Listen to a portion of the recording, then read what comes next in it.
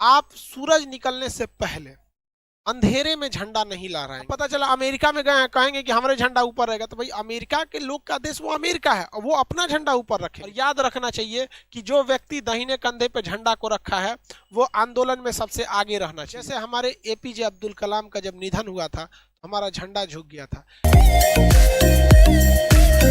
देश की आजादी का प्रस्ताव जैसे ही 22 जुलाई 1947 को संसद में गया था ब्रिटेन में, जब वो मोहर लग गया कि भारत आजाद हो जाएगा, तो 22 जुलाई 1947 को ही भारत के तिरंगा को क्या कर दिया गया, अप्रूवल दे दिया गया। भारतीय तिरंगा को हमारी संविधान सभा ने कैसे सबसे पहले ही दे दिया गया। यहाँ पे कब मिल गया भैया, 22 जुलाई 1947 को हमारे तिरंगा को क्या मिल गया भैया, अनुमति मिल गई थी। इस दिन संविधान में क्या, ब्रिटेन में क्या हुआ था भैया, तय हो गया कि भाई भारत की आजादी अब फिक्स है, तो हमारा तिरंगा हो गया।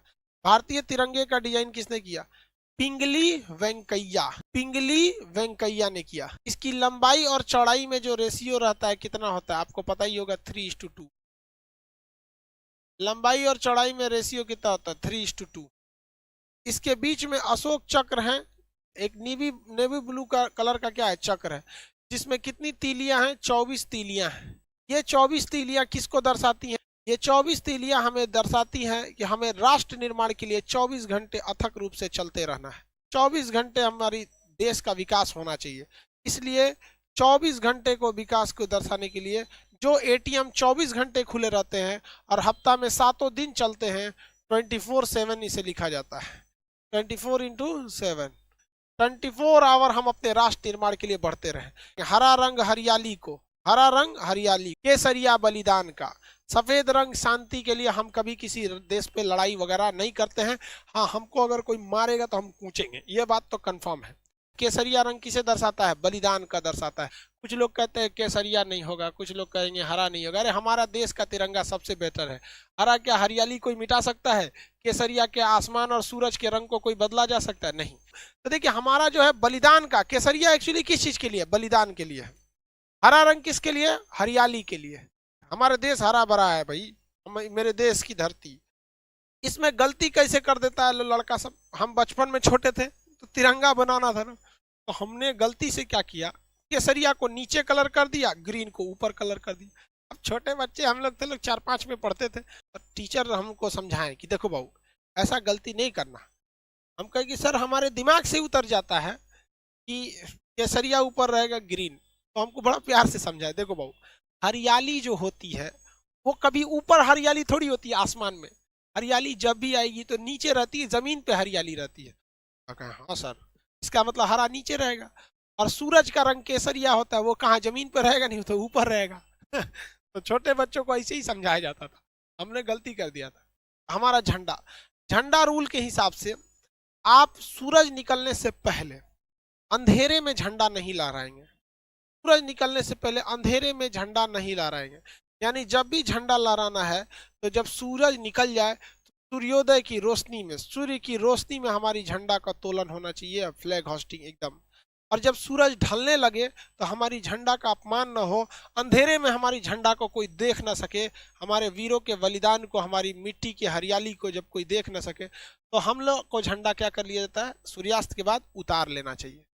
झंडा में नियम है कि जब भी कोई व्यक्ति झंडा में लेके आगे चलेगा आंदोलन वगैरह में, तो दाहिनी हाथ उसका ऊपर रहना चाहिए और बायां हाथ उसका नीचे रहना चाहिए। इस तरह से वो फ्लैग मार्च को लेकर चलेगा। यहाँ पे झंडा को इस तरह से, ये नहीं कि दाहिना हाथ कहाँ रहना चाहिए, ऊपर रहना चाहिए, राइट हैंड इस तरह से लेके वो मार्च करके चलेगा। अब जैसे मान के चलिए कि अगर सैनिक हैं, अगर हमारे देश के सैनिक हैं, तो सैनिक को परेड वगैरह लंबी दूर तक नहीं रहना। अब मान के चले किसी को आंदोलन करके लेके जाना है झंडा, तो उसे क्या करना है, अपनी गाड़ी पर झंडा सबसे ऊंचा रहना चाहिए।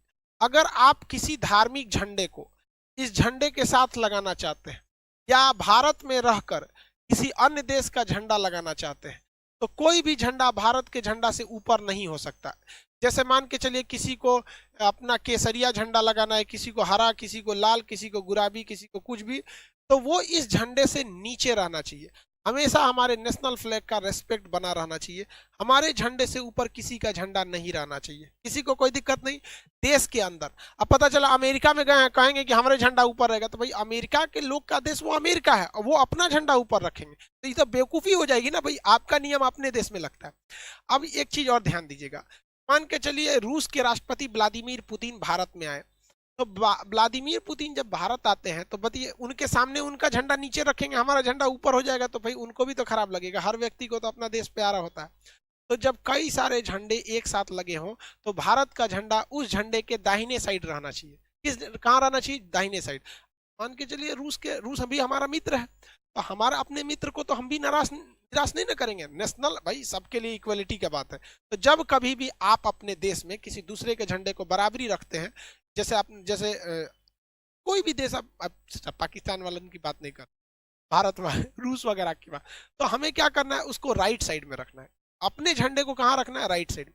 अगर कोई आंदोलन या जैसे किसान आंदोलन चल रहा है तो किसी को अगर उसमें तिरंगा लेके जाना है और अगर दाहिनी हाथ से उठा के ऐसे थक गया है बेचारा, कितना दूर ले जाएगा? सैनिक तो है नहीं, आम आदमी सैनिक की तो नहीं रहता है, तो उसे अपने दाहिने कंधे पे क्या करना है? झंडे को ऐसे रखना है, दाहिने कंधे पे झंडे को रख के लेके चलना है। और याद रखना चाहिए कि जो व्यक्ति दाहिने कंधे पे झंडा को रखा है वो आंदोलन में सबसे आगे रहना चाहिए। आंदोलन में क्या रहना चाहिए? सबसे आगे रहना चाहिए।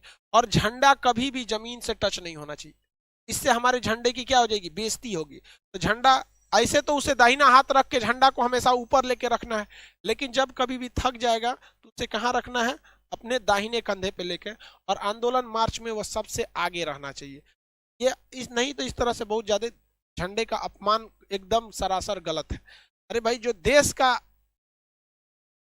प्रेम नहीं कर सका उसको खुद को सुसाइड करके मर जाना चाहिए।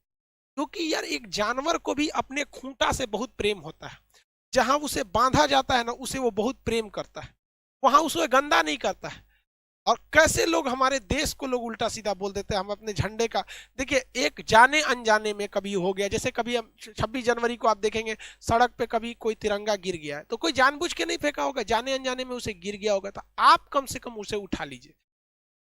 जो अपने देश का सम्मान नहीं कर सकता उसे नरक में भी जगह नहीं देना चाहिए, उसके लिए नरक से एक अलग नरक बनाना चाहिए, तो उसको मरक बनाए, उसको राष्ट्र चीज हमेशा आगे रहना चाहिए। लेकिन कभी कभी हमारे देश पे बहुत बुरा संकट आ जाता है, तो जब कभी भी देश पर बुरा संकट आता है तो झंडा को उल्टा लहरा दिया जाता है। भाई हमारे देश का झंडा सबसे अच्छा रहना चाहिए, तिरंगा बातें अलग है भाई। हमारे देश के झंडा की सबसे बेहतरीन, पहली बार भारतीय झंडे को विदेश में किसने लहराया था? किसी ने कोई बता सकते हैं? जर्मनी के शहर स्टुटगार्ट में लहराया गया था 1907 में। किसने लहराया था बताइए?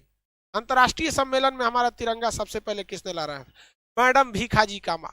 एक सैल्यूट उस वीर महिला के लिए, भारतीय स्वतंत्रता की जननी कहा जाता है मैडम भीखाजी कामा को।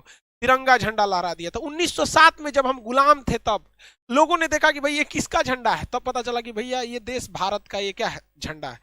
अब देखिए झंडा के साथ दो कंडीशन, ये जो झंडा ऐसे सीधा है, अगर हम इसे ऐसे कर देंगे झंडा को, तो टेबल कुर्सी पे जब झंडा रहता है तो दो झंडे ऐसे रह जाए तो कोई दिक्कत नहीं है, दो झंडे अगर तिरछा हो जाए तो कोई प्रॉब्लम नहीं है। जैसे ये देखिए, अभी कोई दिक्कत नहीं, अभी कोई दिक्कत नहीं है, अभी कोई दिक्कत नहीं। लेकिन अगर हमारे राष्ट्रीय स्मारक जैसे सुप्रीम कोर्ट, राष्ट्रपति भवन, इस सब पे अगर जो झंडा सीधा लगता है वहां का झंडा तिरछा नहीं होना चाहिए। जैसे राष्ट्रपति भवन का झंडा है, अगर इस झंडे को इस तरह से झुका दिया गया तो समझ जाइएगा कि देश का बहुत बड़ा क्षति हुआ। राष्ट्रीय शोक अगर होता है, दुख दर्शाया जाता है कि ऐसा दुख जो पूरे देश को लगा है, तो उसमें राष्ट्रीय झंडा झुकना चाहिए। जैसे हमारे एपीजे अब्दुल कलाम का जब निधन हुआ था तो हमारा झंडा झुक गया था। हमारे पूर्व राष्ट्र प्रधानमंत्री अटल बिहारी वाजपेयी जी का जब निधन हुआ था तो हमारा झंडे को क्या किया गया था? झुका दिया गया था।